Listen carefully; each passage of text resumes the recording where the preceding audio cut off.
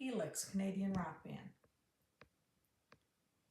I will be going to see HELIX play live at Alderney Landing in Dartmouth, Nova Scotia this year, August 14th.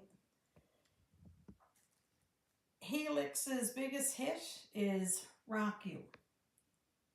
Some other hits would be Make Me Do Anything You Want, Heavy Metal Love, Wild in the Streets, Gimme Gimme Good Lovin', and many, many more. The band HELIX got their name from an ancient Greek word for spiral or twisted. They have formed a strong brotherhood over the years.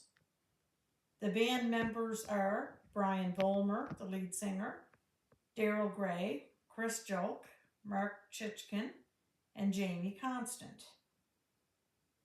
the HELIX Field Band, which they started out with, then shortened to HELIX, is a legendary Canadian hard rock and heavy metal band formed in Kitchener, Ontario in 1974. They've been active for over 50 years. The band has gotten 4 gold and 2 platinum albums over their career. They've toured 19 countries and shared the stage with over 150 rock giants, including Kiss, Motorhead, Aerosmith, and Whitesnake. They've sold over 2 million albums. This is something I didn't know about HELIX. Before Michael J. Fox hit it big with Back to the Future, he actually auditioned to be the band's bassist, but he didn't get it. HELIX also has a legitimate #1 record in Sweden.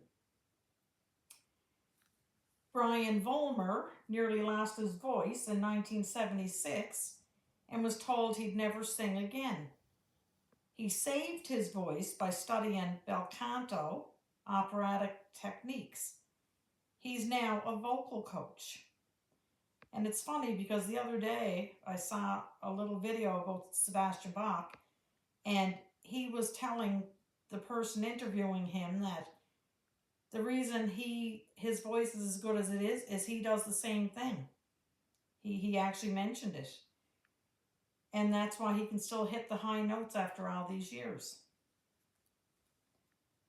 Now, a few different things that happened to HELIX, I guess, while they were playing, or, setting up for making a video. It says here that they opened one time for Vince Neil, and Brian Vollmer had poured some water on his head, like his own head, while he was singing Rock You. And I guess Vince Neil ended up falling hard on his backside from slipping on the wet spot. Another thing here is in the music video Wild in the Streets, the band threw guitars across the stage to each other, which resulted in broken guitar necks and bruised legs. The catapulting drum kit incident where Paul Hackman stood on his floor tom to jump over his front toms.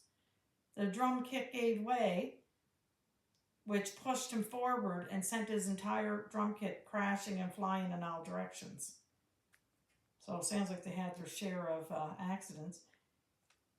Brian Vollmer's net worth is estimated at approximately $1 million to $3 million.